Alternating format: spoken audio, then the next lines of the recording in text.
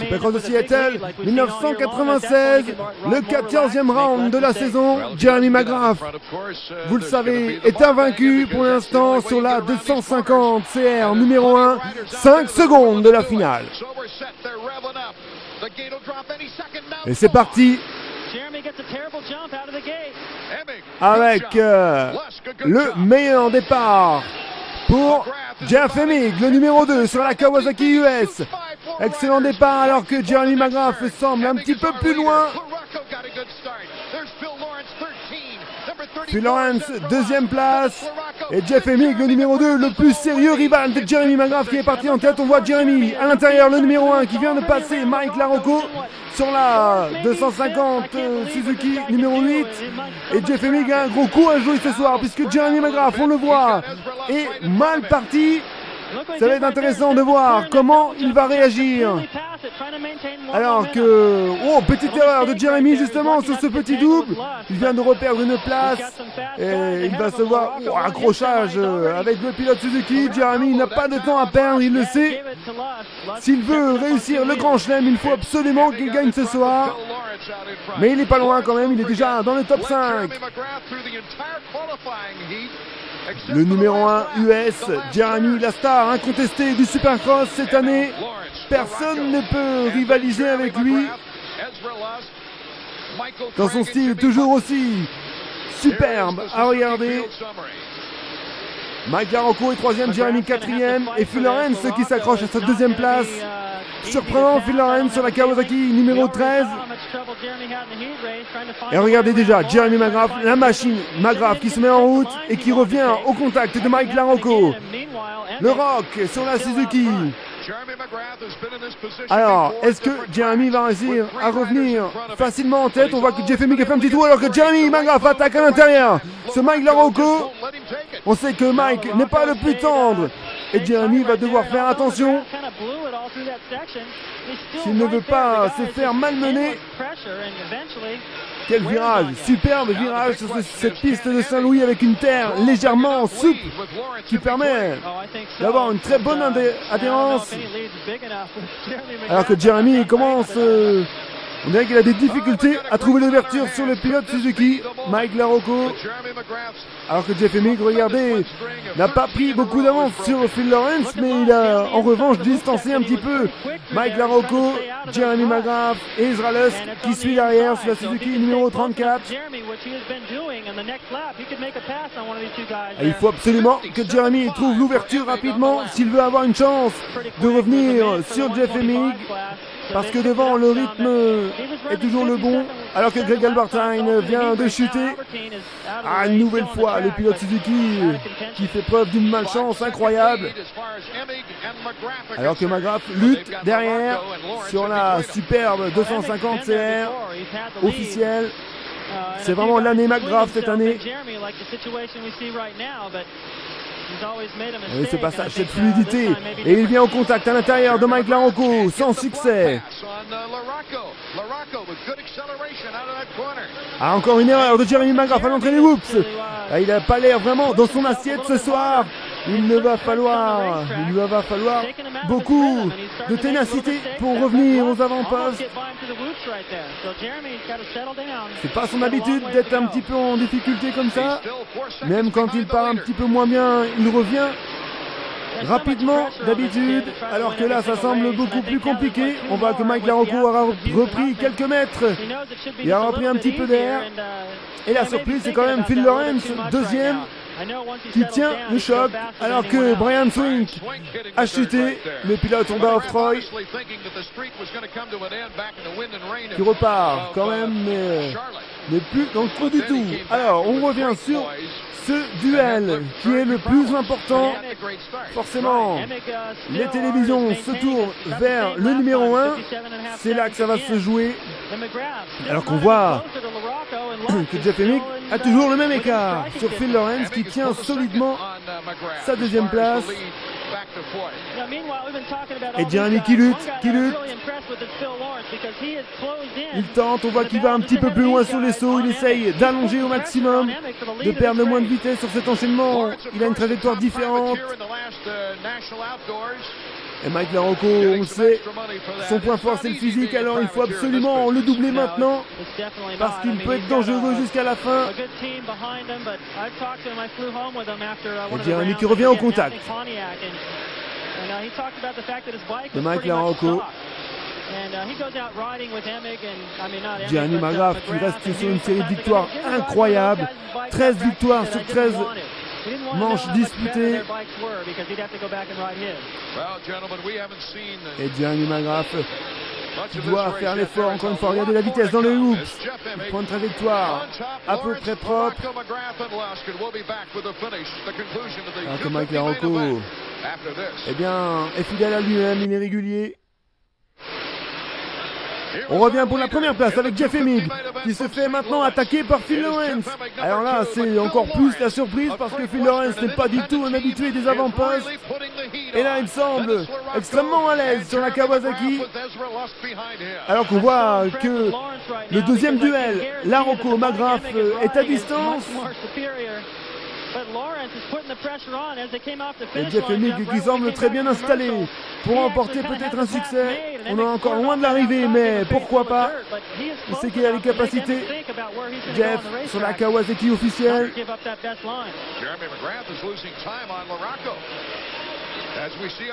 Et qui profite parfaitement du mauvais départ de Jeremy McGrath et de ses erreurs. Regardez ce style de McGrath, la fluidité sur ses petits doubles.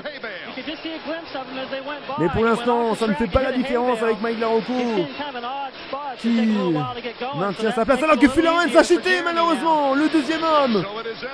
Là, c'est décevant pour eux. Le pilote Kawasaki avait fait de très belles choses jusque-là. Une erreur qui se paye cash, il repart forcément beaucoup plus loin et laisse le champ libre à Mike LaRocco et Jeremy McGrath. Alors attention, Jeff Emig, comment il va gérer alors qu'on revoit la chute de Phil Lawrence. Rappel de ce petit double, un petit peu court. Le choc n'est pas violent mais ça suffit pour stopper son élan.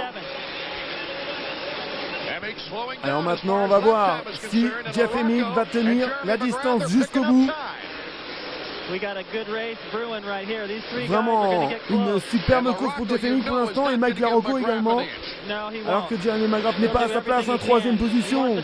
C'est bien, mais pour Jeremy c'est loin d'être suffisant. Lui qui aimerait bien remporter la totalité des épreuves de cette année. On voit des personnes qui l'encouragent à l'intérieur. Il est un petit peu moins à l'aise sur cette partie avec cette série de hoops en montée. On a vu Mike LaRocco qui n'hésite pas alors qu'il semble revenir sur Jeff Emig. Regardez les écarts, on voit très bien sur cette ligne de hoops que les écarts se resserrent entre les trois hommes de tête. Regardez, c'est très clair. Mike LaRocco est revenu au contact de Jeff Emig pour la première place. 3 premières positions et 3 marques différentes, Kawasaki, Suzuki et la Honda de McGrath.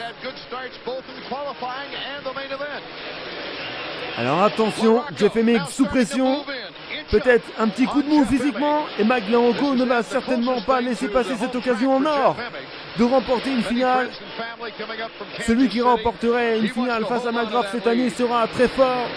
Et on s'en souviendra longtemps parce que McGrath est le boss cette année. Le mécanicien de Jeff Emig est soucieux un petit peu parce que la pression monte derrière.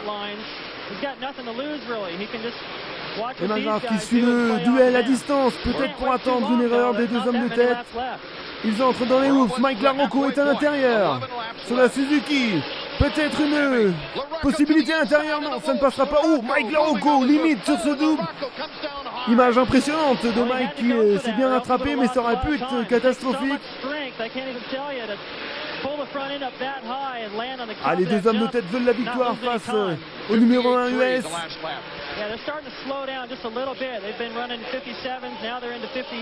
Le duel, le trio de tête est intéressant à suivre parce que c'est là que ça se joue.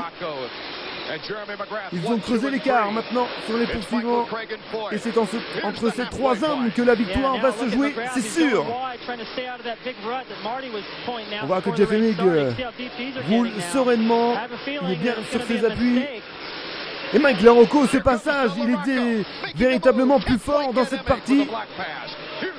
Il va peut-être venir à l'intérieur, non. Jeff Emig ferme bien la porte. Encore une fois à l'entrée des hoops. C'est deux trajectoires différentes. Et Mike LaRocco qui est plus rapide dans la série de hoops également. C'est lui l'homme fort de cette partie de la course. C'est clair. Et Jeff Emig qui tient bien, qui résiste aux attaques. Malgré la pression énorme de Mike LaRocco et Jeremy McGrath qui est revenu au contact de Mike LaRocco maintenant. Ah, il va se passer des choses, c'est sûr, dans cette finale. On est loin d'être au bout. Et Mike LaRocco, regardez les écarts. Les trois pilotes sont dans un mouchoir de poche. Ça va se jouer dans quelques instants. McGrath qui recoupe Mike LaRocco et qui passe pour la seconde place. Le pilote Honda est passé pour la deuxième place. Regardez Mike LaRocco qui revient à la hauteur de McGrath et qui recoupe à son tour à l'avant, avant le triple. Jeremy qui jette un coup d'œil côte à côte et Mike LaRocco qui bloque passe sévèrement Jeremy McGrath. Quelle attaque du pilote Suzuki. Ah, ça a été rare cette année de voir quelqu'un capable de venir comme ça, bloc passé. Jeremy McGrath à la régulière. Mike LaRocco qui se permet de toucher le Mac. Assez impressionnant, de très belles images, on revoit l'action de Mike LaRocco qui arrive de l'extérieur et qui plonge à l'intérieur pour venir couper la trajectoire de McGrath qui se fait surprendre à l'entrée des hoops. Alors maintenant Mike LaRocco va avoir la pression parce qu'il sait que Jeremy McGrath va peut-être lui rendre la monnaie. Encore une fois, il recoupe la trace de Jeremy McGrath de l'extérieur.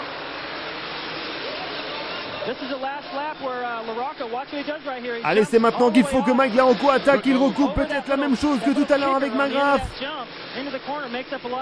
Mike LaRocco voudrait cette victoire. Il vient à l'intérieur sur Jeff Emig à l'entrée des hoops côte à côte. Mais Jeff, regardez l'intelligence de course. Mais qui doit céder face à Mike LaRocco. Et Jeff Emig qui repasse. Quel dépassement, quelle intensité entre ces trois hommes de tête. Et McGrath qui revient maintenant à la hauteur de Mike LaRocco. LaRocco qui avait peut-être saisi sa chance, mais Jeff Emig a très bien répliqué. Ah, ça se joue pour l'instant entre LaRocco et Emig, alors que McGrath suit quelques mètres maintenant. Ça va très vite ce soir pour ces hommes du 250. On n'a pas eu beaucoup de manches comme ça, aussi intenses cette année. Et McGrath qui revient une nouvelle fois à la hauteur de LaRocco dans la ligne droite de départ. Alors qu'on voit que McGrath galère vraiment dans cette petite partie technique. Alors que Mike LaRocco, lui, met du gaz, passe un petit peu sur la roue arrière et gagne énormément de temps. On voit très bien la différence technique. Pourtant, LaRocco n'est pas le plus technique des pilotes de Supercross, surtout par rapport à Jeff Emig et Jeremy McGrath. Et bien ce soir, c'est Mike LaRocco qui impressionne par sa vitesse, par son rythme et par sa capacité à tenter des choses techniquement. Pourtant, regardez le circuit, les ornières. C'est assez impressionnant d'avoir une terre aussi souple en Supercross.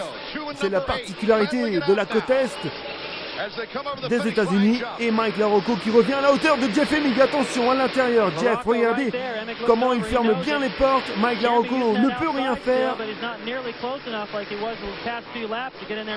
Alors que Jeremy McGrath est toujours à distance. Regardez encore Mike LaRocco qui vient se permettre de passer Jeff Emig.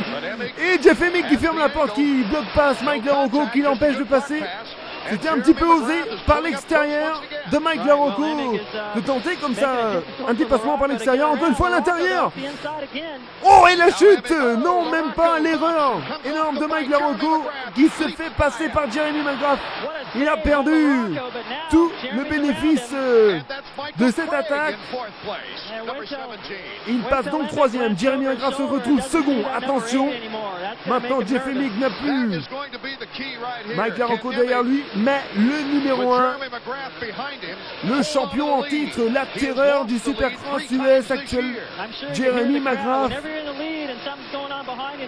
Ça va être très intéressant à suivre. Regardez Jeremy qui est au maximum, hein. Il veut cette victoire.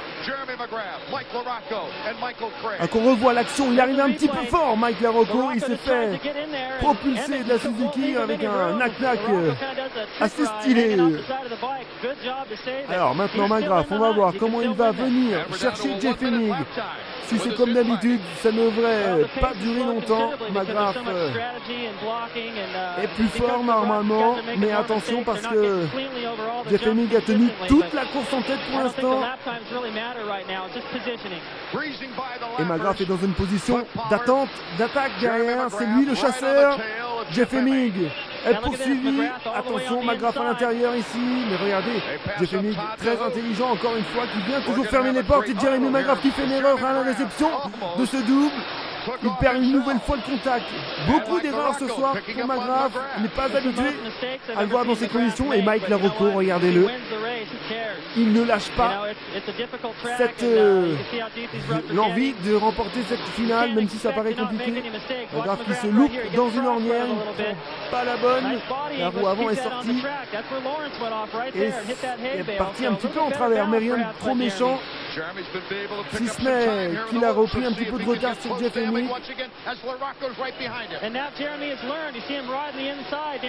Mike LaRocco qui n'abdique pas et Jeremy McGrath qui reste au contact de Jeff Emig. Le mano à mano plutôt entre les deux hommes, les deux prétendants au titre, même si maintenant c'est joué plus ou moins pour le titre parce que McGrath a une confortable avance. Et Jeremy qui est revenu au contact, encore une fois. Il va revenir pour aller chercher Jeff Emig, mais pour l'instant il n'a pas encore pu attaquer directement. Attention, peut-être à l'intérieur ici. Ça ne passe pas. Et McGrath qui se loupe sur son enchaînement. Et McGrath qui du coup perd un petit peu de temps parce que sur cette trajectoire, vous le savez, il est un petit peu moins fort. On l'a vu, il arrache un tir-off. Et entre dans les hoops, second, derrière Jeff Emig, avec un écart très faible de une seconde à peine. Donc il y a des écarts énormes avec le top 5 qui suit. En plus, certains pilotes ont chuté, donc il est très difficile de s'y retrouver maintenant. On s'est concentré essentiellement sur les trois hommes de tête qui ont fait un spectacle exceptionnel ici à Saint-Louis pour cette 14e épreuve du championnat. Sur les 16, ça serait difficile à accepter pour Jeremy McGrath qui jusque-là n'a rencontré que très peu de problèmes puisqu'il a remporté la totalité des épreuves. Mais attention parce que les retardataires vont également jouer un rôle dans cette fin de manche peut-être. On voit que Jeremy McGrath qui a encore un petit écart à gérer. Regardez, il est gêné un petit peu à l'entrée des whoops par Dugany, son copain. Alors est-ce que Jeff Emig va aller au bout? Ça semble possible en tous les cas parce que pour l'instant personne n'a réussi à le doubler à part Mike LaRocco l'espace de quelques secondes. Et Jeremy McGrath qui revient à la hauteur encore une fois de Jeff Emig qui peut-être commence à souffrir physiquement. C'est peut-être sur ce point que ça va se jouer également. McGrath qui se loupe encore une fois, une nouvelle fois. Et c'est le dernier tour pour les trois hommes de tête. Jeff Emig est en tête, McGrath deuxième, LaRocco troisième. Peut-être le tournant du championnat entre ces trois hommes. McGrath à l'intérieur qui n'y arrive pas. Je pense que là ça va être difficile. Beau passage technique de McGrath par contre sur cet enchaînement qu'il a eu du mal à passer toute la soirée. Peut-être encore une chance pour McGrath de revenir sur Jeff Emig. À l'intérieur ici, Jeff Emig qui est devant et qui a l'air concentré sur cette victoire qui se profile à l'horizon. La Kawasaki numéro 2 a l'air très bien lancé. McGrath est à sa hauteur mais ne peut rien faire directement. Il va falloir se concentrer jusqu'au bout pour Jeff Emig s'il veut aller chercher cette victoire qui serait synonyme de victoire exceptionnelle. Ça va être fait. Jeff Emig qui gagne ici à Saint-Louis. Superbe victoire devant Jeremy McGrath, deuxième qui perd pour la première fois cette année. Il est déçu, Jeremy. Superbe finale ici à Saint-Louis. Énorme victoire de Jeff Emig qui vient mettre un terme à la série incroyable de Jeremy McGrath. Ce sera peut-être le seul.